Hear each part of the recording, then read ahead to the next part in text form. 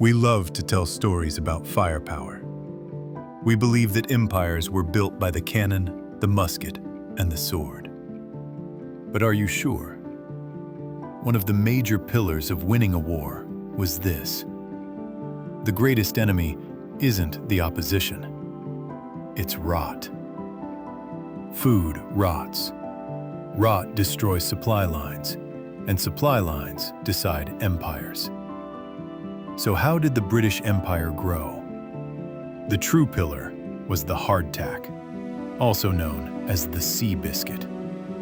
Baked 4 times, harder than timber, engineered not for taste, but for immortality.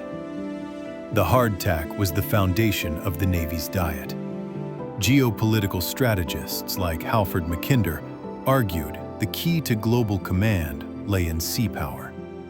He who controlled the ocean, controlled the trade, and controlled the world. But you cannot project power if you cannot feed your men. The hardtack was the hidden prerequisite for this grand strategy. Industrial-scale biscuit production literally fueled the sea powers. Imagine you're a sailor from Britain planning to reach India, a journey of 3 to 6 months. Food that kept you alive wasn't convenience, it was strategy. And the taste? Awful. Men called them dental armor. To understand how crucial rations were, we go to 1845, Franklin's expedition. 2 ships, Erebus and Terror, 129 men. They became icebound for over a year. By 1848, ships abandoned, Franklin dead, and the survivors vanished. One major reason: contaminated food and failing supplies. Samuel Pepys, the father of the modern Royal Navy, saw the truth. Feeding the Navy required industrial scale. He centralized rations: 1 pound of ship's biscuit, 1 gallon of beer daily, and weekly meat, butter, cheese, and peas. These events proved the power of the less rotting biscuit. But one issue remained. The military had built a colossal industry, and every war ended with the same crisis: the crisis of peace. When contracts stopped, factories faced ruin. If you shut them down, you lose strategic capacity forever. The only solution? A new customer. A civilian army of daily eaters. This is the elegant secret of the military-industrial complex. It quietly subsidized the birth of the global snack market. Civilian markets cannot fund early innovation. New products demand enormous capital, far beyond what consumers or private firms can risk. But the military can. So the military funds the early phase, stabilizes the product, but cannot sustain it indefinitely. That's when civilians take over, expanding it into a permanent industry. Take Britannia Industries in India. Founded in 1892, it evolved within the victualling system Pepys built. During World War II, Britannia dedicated 95% of production to Allied forces. Government contracts paid for machinery, distribution, ovens, and skilled labor. When the war ended, the ovens could not stop. The vast system built for immortal hardtack was repurposed.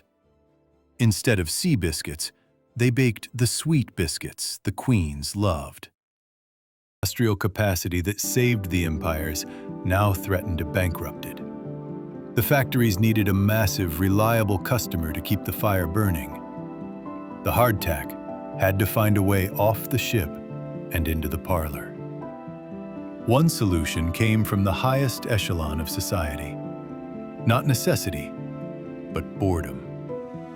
By the early 19th century, Britain's meal structure had a problem. Breakfast early, lunch at noon, dinner late.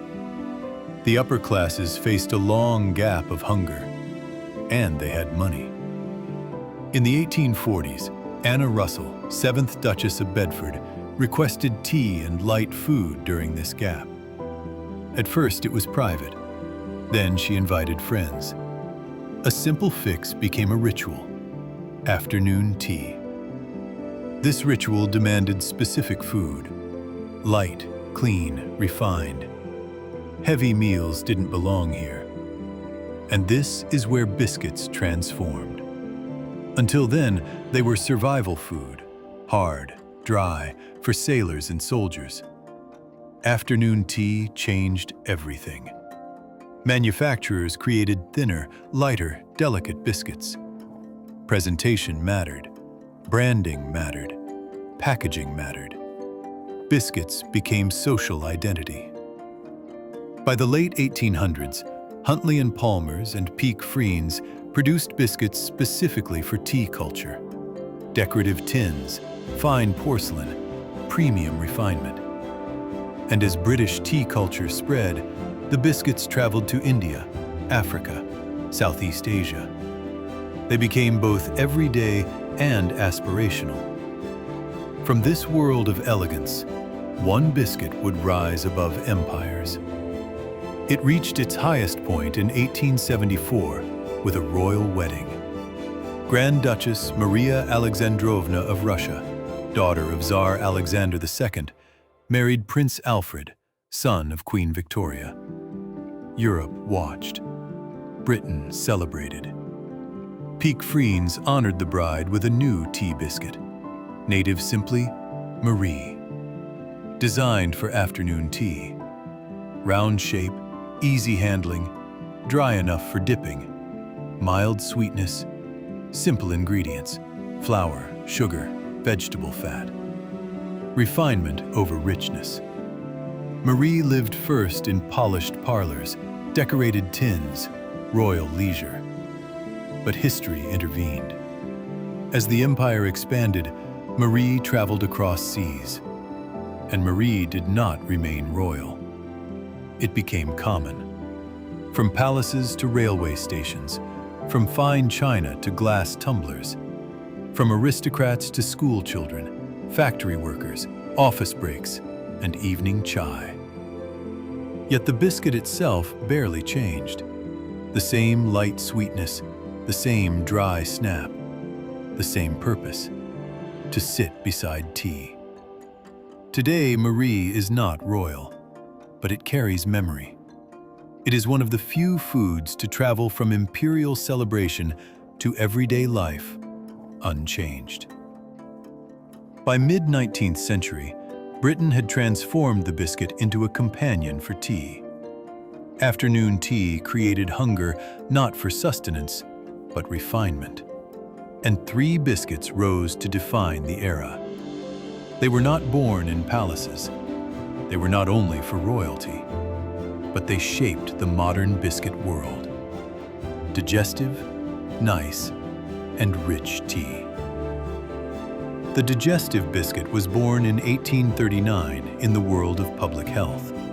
Current by 2 Scottish doctors concerned with poor digestion in industrial Britain. Sodium bicarbonate was believed to help digestion, hence the name.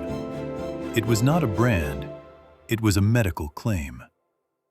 Digestives were plain, lightly sweet, made with wheat flour, easy on the stomach, eaten slowly with tea, after meals, for comfort, not indulgence.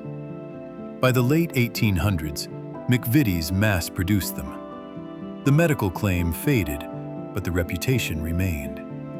It became the biscuit for adults, the unwell, the health-conscious, chosen for restraint. The nice biscuit, by contrast, was born from sugar and style. Created in Whitstable by Huntley and Palmer's, named after the French city of Nice, symbol of leisure, travel, and sunshine. Victorians were entering an age of tourism. The nice biscuit reflected this. Patterned surface, coconut flavor, sweet, elegant. It appealed to children, women, and the rising middle class. It represented a new idea: sugar as lifestyle, not survival, not medicine, a small reward. Then came rich tea, not rich in flavor, but designed for tea drinkers. A perfect dipping biscuit, strong enough to absorb tea, thin enough not to dominate, sweet enough to balance bitterness, dry enough not to collapse. Its richness was in tradition. Rich tea became the biscuit of neutrality. Morning tea, evening tea, office tea, hospital tea. It did not compete with cakes. It simply existed as part of daily rhythm. Together, digestive, nice, and rich tea became the pillars of everyday biscuit culture. Digestive for health, nice for sweetness, rich tea for balance. Factories scaled, railways transported, packaging evolved. Decorative tins turned food into gifts. And these biscuits traveled: India, Africa, Southeast Asia, Caribbean. In each place they adapted. Digestive became light biscuit. Nice became a children's favorite. Rich tea became the default chai companion. What began British became global habit. These biscuits taught the world a new way to eat. Not for survival, not for feasting, but for pausing. They filled small spaces in the day, between meals, between shifts, between conversations. They created a new kind of hunger, quiet, repeatable, ritualistic. They embedded themselves into routine. That's why they survived. Trends change, empires fall, brands vanish. But digestive, nice, and rich tea endure because they became habits, not symbols of wealth, not power, but mass consumption. By the time factories were built and supply secured, the battle for the biscuit was no longer survival. Production was easy. The real war had moved to a new frontier: the human mind. Biscuits no longer competed on necessity. They competed on strategy. And that battle is where the modern biscuit was born. The industrial capacity was saved, but the battle for the biscuit moved to a new frontier: the mind. The game changed from survival to strategy. When you can mass produce billions, the difference between failure and hyperscale success is determined not by the recipe, but by the brand, the gimmick, and the lawyer. Many breakthroughs of the industrial food age were accidents, not boardroom decisions. In the early 1930s, at the Toll House Inn in Massachusetts, Ruth Graves Wakefield was baking for guests. She ran out of baker's chocolate, the kind that melts smoothly. Instead, she chopped a Nestle semi-sweet bar, assuming it would behave the same. It did not.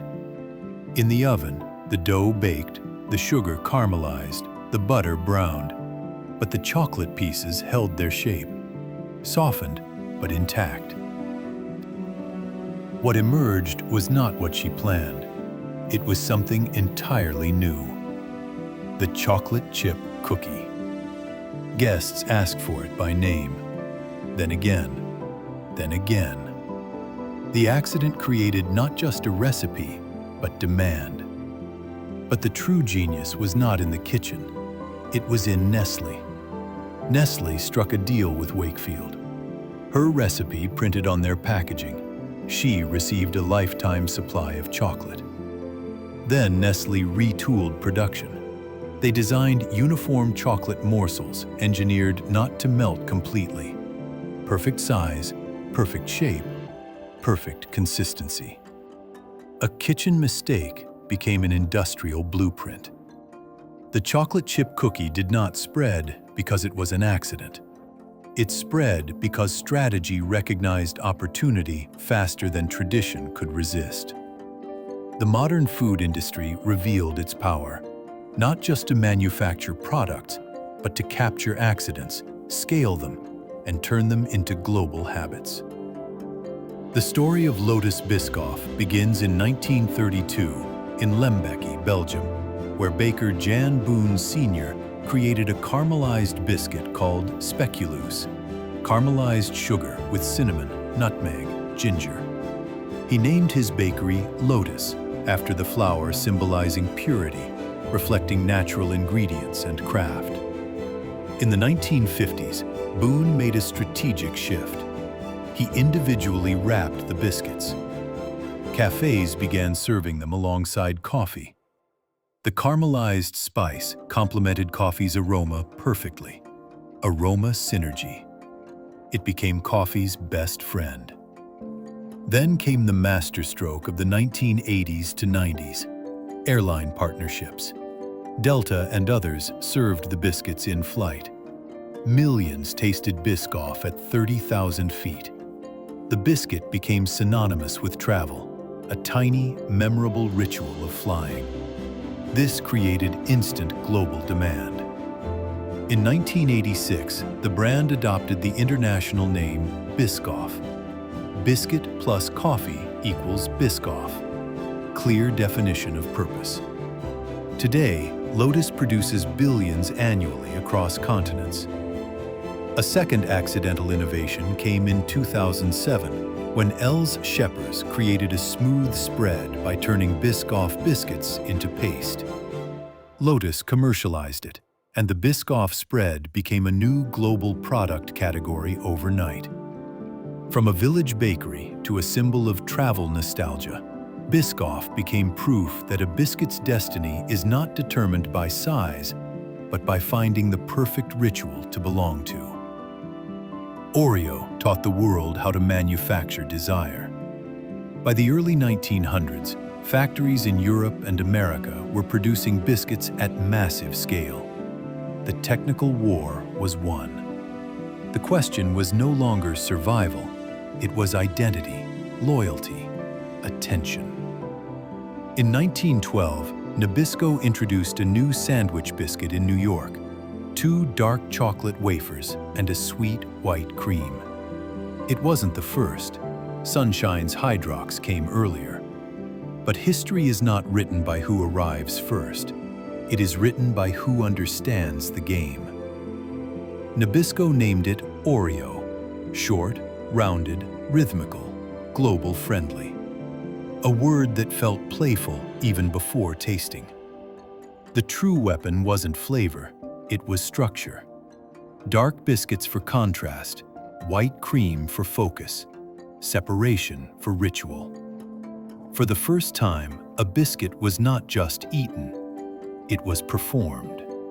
Twist, lick, dunk. This was intentional. Oreo taught consumers how to eat it, and by doing so, it entered childhood, not as food, but behavior. In the 1920s, despite economic instability, Oreo positioned itself as comfort. In the Great Depression, it became a small, affordable happiness. After World War II, the industrial world shifted to consumer expansion. Factories could outproduce appetite.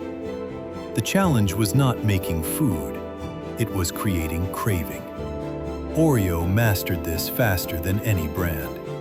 It sold itself not as a cookie, but as a childhood companion, a family ritual, a shared reward. Advertising targeted children directly. TV brought Oreo into living rooms with playful music and bright colors. The message: this biscuit belongs to childhood. And once a brand captures childhood, it captures decades. By the 1960s to 70s, Oreo expanded globally. Not because of ingredients, but because of structure. 2 discs, 1 center, infinite flavors. Chocolate, vanilla, strawberry, green tea, red velvet, gold, double stuffed, thins, limited editions. Oreo became a platform. Then the brand learned to act in real time. During the 2013 Super Bowl blackout, While others fell silent, Oreo tweeted, "You can still dunk in the dark." One sentence proved Oreo was faster than broadcasters, sharper than agencies, quicker than news. This was no longer a biscuit. It was a brand with reflexes. Before we leave the West's industrial story, one final relic reminds us that biscuits can outlast empires. In 2015, a Spillers and Baker's Pilot biscuit, a hardtack from the Titanic, sold at auction for £15,000. A simple survival ration became a priceless relic. Memory turned to value. The biscuit's price is a reminder. Food can be cultural capital, not just calories. And when billions are at stake, small technicalities become enormous financial issues. By late 20th century, the biscuit industry had scale, brands, and advertising machines. But the stakes grew so high that legal definitions could change millions in tax revenue. The Jaffa Cake case of 1991 proved this. McVitie's faced a question. Has the Jaffa Cake a biscuit or a cake? Biscuits were VAT liable. Cakes were tax exempt. The court needed a test. They observed aging. Biscuits go soft. Cakes go hard. They left a Jaffa Cake out. It hardened. Law decided cake. McVitie's saved millions. The absurd trial revealed a truth. Success now depended on more than ovens and ads. It depended on lawyers, tax codes, and regulatory definitions. The modern biscuit battlefield included courtrooms as well as factories. The West had won industrial scale, but dominance could be challenged, not by flavor, but by capacity. Colonized nations learned the lesson. The strategic weapon is industrial scale and local supply. Now the battle moves to who can build factories to feed their people. This is where the Indian biscuit story begins. In the mid-19th century, a strange object arrived on India's shores. Sealed in metal tins, carried across black water by colonial masters. To the British elite, it was a luxury, a reminder of home. To Indians, it was dangerous. Whispered about in Orthodox households as corrupter of souls. To touch it was sin. To eat it meant exile from family, caste, society, the ultimate taboo. It was a biscuit. Today, we dunk biscuits into tea without thought. But in the 1800s, the biscuit was an alien invader. The barrier was spiritual. European biscuits used eggs and animal fats, strictly forbidden in Orthodox Hindu and Jain diets. Worse, they were baked by malechas. In a society with rigid purity laws, the biscuit was seen as a biological weapon. To eat the sahib's food was to risk becoming the sahib's property. But every taboo eventually invites rebellion. By the mid-19th century, the Bengal Renaissance was challenging caste, tradition, and colonial control. Reformers needed a symbol. Rajnarayan Bose chose a biscuit. In the 1840s, he publicly consumed sherry and biscuits, a declaration, not a snack. The biscuit had become political. But rebellion doesn't build a nation. Production does. By the early 20th century, the Swadeshi movement turned protest into manufacturing. In 1929, Mohanlal Dayal Chauhan, a silk trader in Bombay, abandoned silk, sailed to Germany to study confectionery machinery, returned with engineers, bought a cowshed in Vile-Parle, and set up a factory. It had no name. People simply called it the factory in Parle. At first, they didn't bake biscuits. They made candy. Then came 1939, World War II. British supply lines collapsed. Interred biscuits from Huntley and Palmer's stopped. A monopoly cracked open. Parle seized the moment. They didn't create luxury. They created survival. Wheat, sugar, milk, cheap, filling, durable. The Parle Gluco biscuit was born, not as a treat, but as energy. The business war began. Britannia was the Sahib's biscuit, elite, aspirational. Parle became the people's biscuit. Britannia chased margins, Parle chased volume. British biscuits came in decorative tins.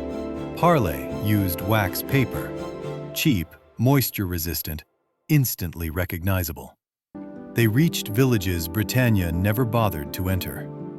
By India's independence in 1947, Parle had conquered Indian tea. Slowly, the foreign became familiar.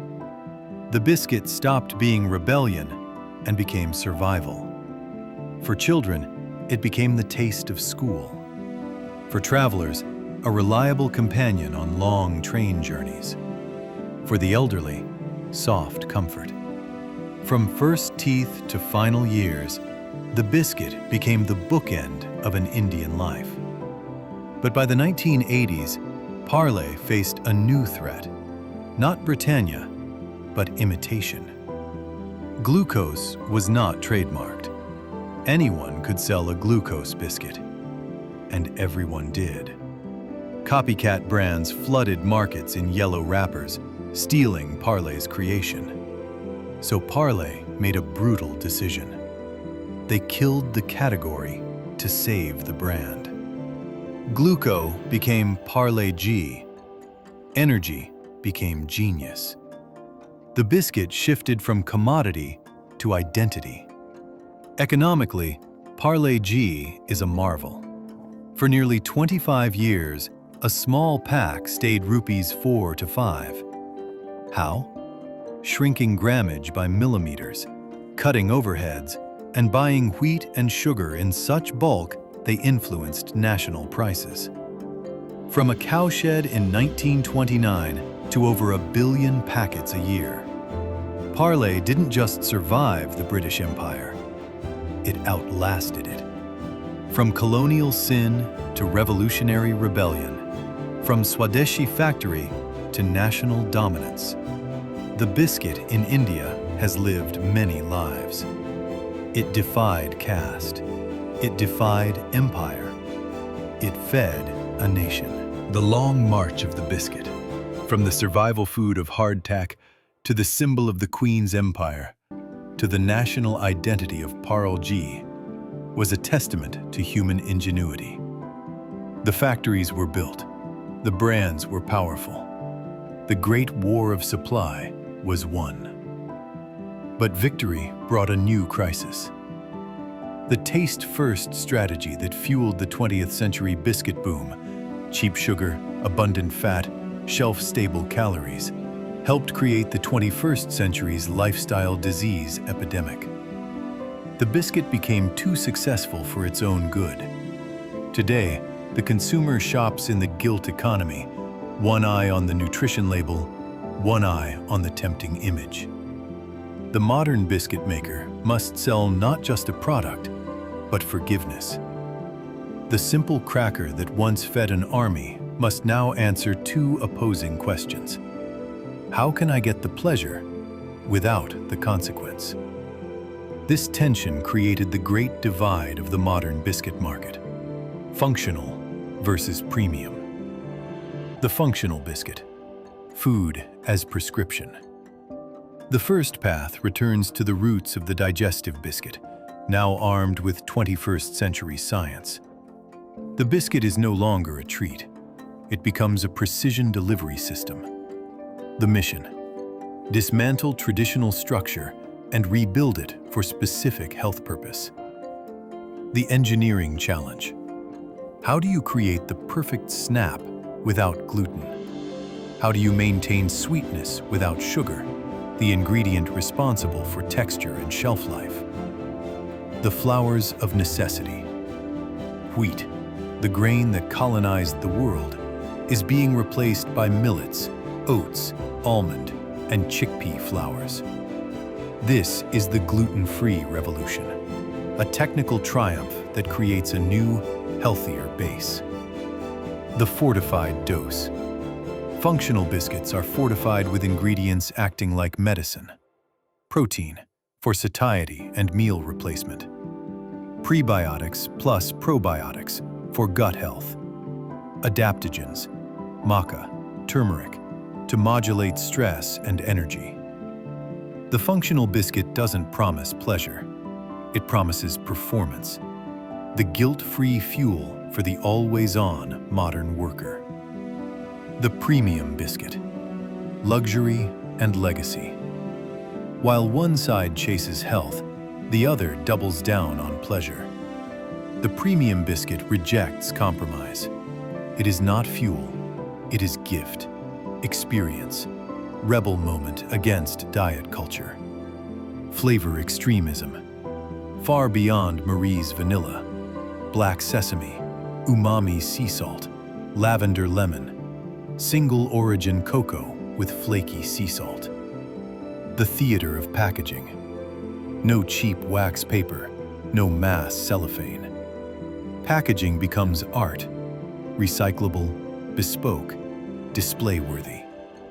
Tins and boxes tell stories of scarcity, craft, and expensive ingredients. The ethical cost. Premium brands lead sustainable sourcing. Fair trade cocoa, RSPO certified palm oil. The customer pays for taste and a clear conscience.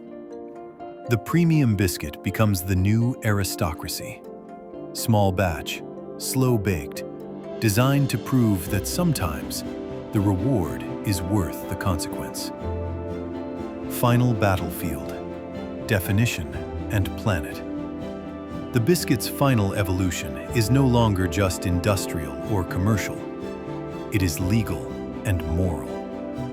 Decades after the Titanic tragedy, a single hardtack survived to become priceless. The 1912 biscuit was necessity. In the modern era, the biscuit is vehicle of wealth and strategy. Every new, healthy biscuit creates new legal gray zones. Is that oat and protein disc a biscuit?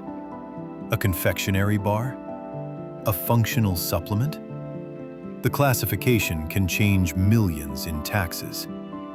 The fight continues in tribunals worldwide. Ultimately, the biscuit mirrors human civilization. Born from survival, evolved to satisfy ritual and pleasure, matured into a weapon of business strategy and national identity. Today, it is split between fear of consequence and pursuit of future. A simple flour and water cracker has become a manifesto, a battlefield for chemists, lawyers, ethicists, advertisers. It has outlasted empires, survived wars, and adapted to every generation's needs.